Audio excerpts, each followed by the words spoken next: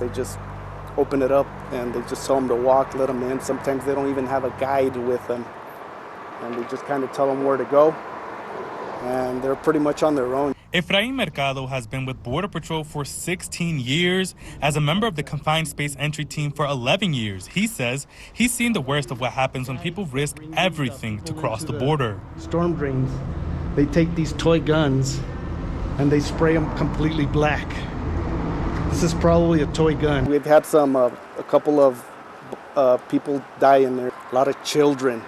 You know, people will do anything to get through, and the smugglers, they don't care about the life of the person. Border Patrol says the city's drain system is like a maze. There are numerous entrances and exits, and while agents know where they are, they can't always get to them all. We don't know about it or we haven't checked it, and then we find out about it, and then they switch tactics. So they're really smart. They know what they're doing. Mercado's referring to smugglers. He says they use everything they can to exploit the system.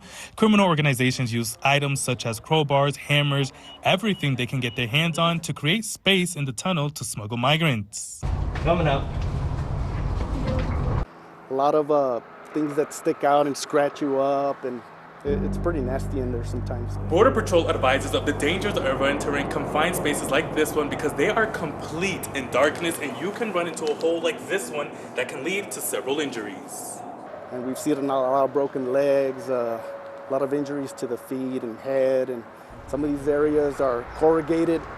They're not made out of cement. This is how they kind of make them keep walking or shut up, or like people who don't want to continue.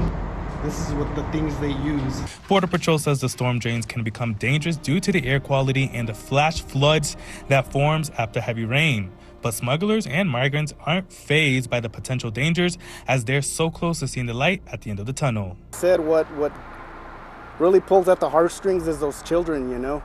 A lot of these are families, and they're just trying to make it through like everybody else.